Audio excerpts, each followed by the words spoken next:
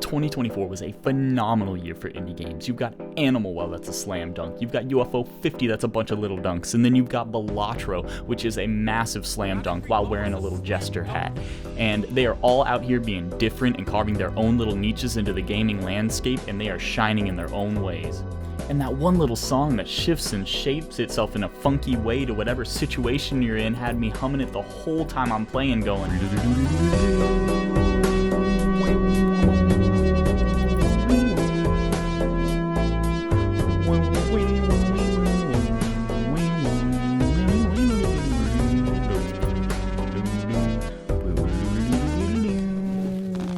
crap. I ruined my build. Oh well. I just love it when the hi-hats come in like...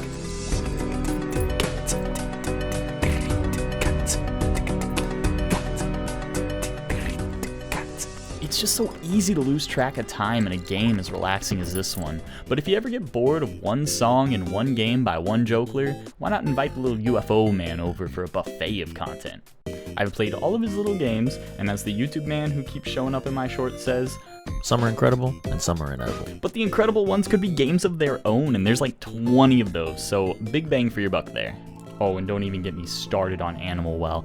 Every moment after I got this game that I was not spending with my family, who I flew 8 hours to go visit, I was spending with this little guy. You were too good for this world. No game on this list is as technically impressive as this modern-day roller coaster tycoon of a game. For some perspective, that image that you're seeing on the screen right now is the same size as this entire game. And you might be thinking, must not be a very long game. No, it took me 9 hours to beat this, and I guess that's the average time. If you don't care about the Easter eggs, you might take a little less. If you care about the bunnies, you might take a little more. And all of this was made by one guy in 7 years with passion and love. Gameplay, art, ARG, level design, all one guy. So if I had to pick my favorite out of the 4 that I talk about in this video, it's gotta be the one by Billy Basso. But you already saw the title. You know this isn't about them. It's about you. It's about ye. Look, I don't know what compels me to make a video or write a review, but this game right here makes me want to talk about it. It pulls through in the one part that Animal Well does not. It has a story. A good story. A story that made me smile and tear up and break down from a goddamn existential crisis and then pick me up and put me all back together. Now, this isn't a lore video, so I'm not about to go over all that with you, but it is a review, so let me review how I felt about the story. And I will say, right off the bat, I had a million questions, just like I do with every Souls-like. And I was resigned to thinking that this was going to be another game where you gotta have a PhD and do 30 hours of community service piecing things together like you do in Dark Souls or Hollow Knight. Hollow Knight's in my top 5 games of all time, by the way. Don't get me wrong, I'm not trying to diss on it. I love those kinds of games, but I am not going to be the one to pick up those pieces and put them together. I gotta wait for VaatiVidya or Mossbag to do that. I went into this game totally expecting to not understand a thing, and I am very confident that I understood it all just from playing the game. Dang, did the pace of the reveals work out so well. I was always on the edge of my seat when I got a cutscene or some character interaction because they do not drag on. They make it simple, they keep it short, sweet, and to the point.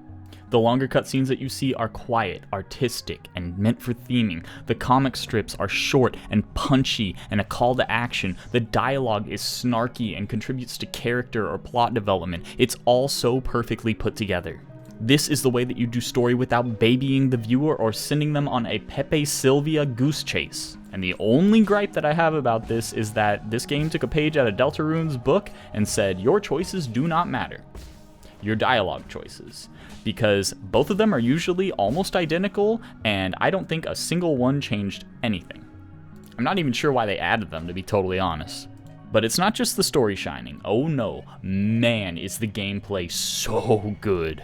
If you couldn't tell from the clips on screen, it is a 2D Souls-like with a huge emphasis on combat being a nice balance of utilizing the correct type of defense for a given attack to carve your way towards an explosive moment of offense. Building your character uses the Jade system, which is just a carbon copy of the Charm system from Hollow Knight. And there's a rudimentary skill tree that you can upgrade that probably won't affect your playstyle, but will make you feel stronger.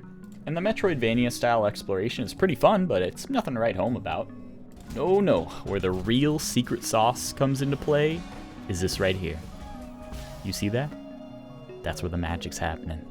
When you make a little mistake when you parry, you're not actually punished for it. Instead, your health enters this quantum state of there and not there that is so fun. I'm surprised I haven't seen it in another game before.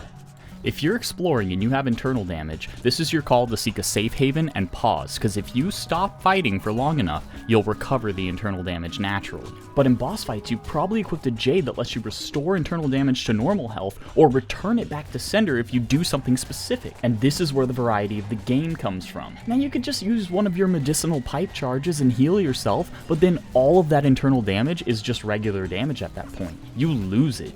So don't you want to be a little risky? Don't you want to have a little fun and get it back the dangerous way? Don't you want to... Oh, I should have dodged. This internal damage makes you want to capitalize on things even more so than in Sekiro, I'd say. You're going to fight the same boss 50 times so that you can learn the steps of a flowing waltz, a staccato tango, or a wild hoedown until you seamlessly perform each turn and kick and spin in a spar that is so well choreographed that you don't even realize you've been doing the same thing for the last 30 minutes because every well-timed button tap feels just as satisfying as the first one.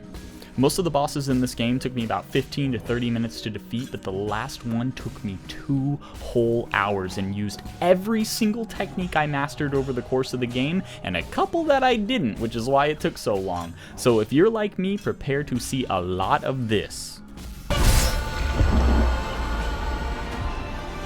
Don't find that intimidating though, because each time I went into combat, it was as fresh as the first time. I was so hooked on getting my butt handed to me by this boss that as soon as the credits rolled, I booted the game right back up to get my butt handed to me one more dozen times. And this game would be a 7 out of 7 if it didn't have flaws.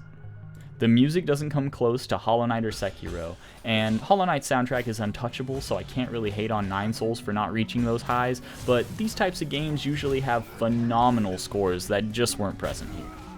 In fact, if you ask me, I'd say this music is the most forgettable out of all 4 of the games that I mentioned before.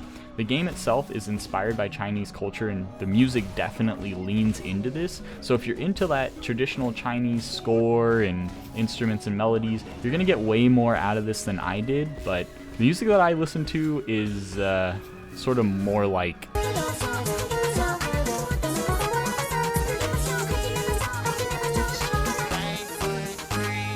So what I'm trying to say is, don't take my word for music docking points on this game to mean literally anything, because I've come to accept over the years that I don't have good taste in music, I just have my taste in music. To put it away that more people could relate to though, look at Animal Well. That game doesn't exactly have a standout soundtrack, but if you play the Manticore track when I am 80 years old and senile, I will have a moment of terrified lucidity as I recall the first time I heard that track, followed by a heart attack and die. I don't think there's a single track in this entire game that will get that kind of reaction out of me, so yeah, that's why I'm docking points for the soundtrack.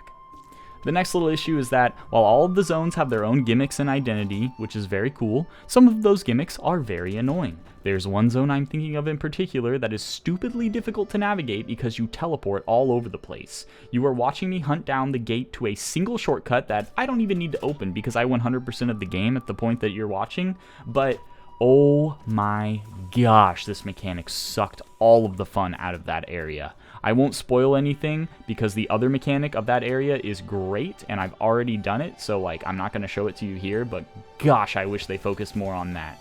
So yeah, some points docked there. They could have reclaimed most of those points, by the way, if they at least showed the teleport locations on the map, but you have to memorize the dozen or so spots that you can teleport to and from, which is a huge pain.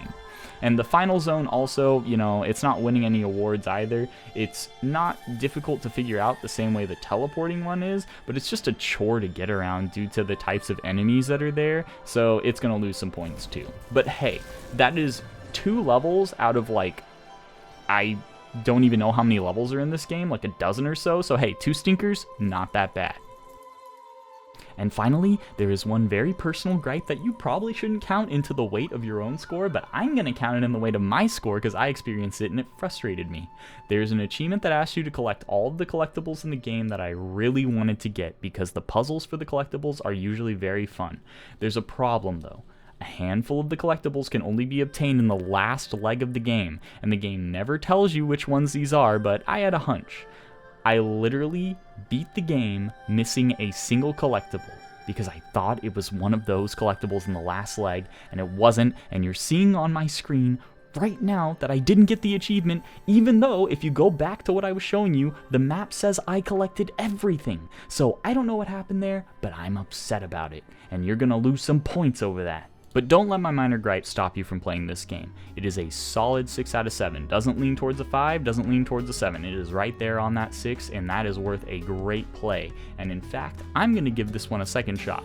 Not just so that I can get that collectible achievement, but 1, it's a relatively short game at only 20 hours, and 2, because I think there's a lot of foreshadowing at the beginning that is going to be so much more rewarding to watch on a second playthrough when I understand what's going on. So give it a shot. 9 Souls has 2 thumbs up and a 6 out of 7 from this guy.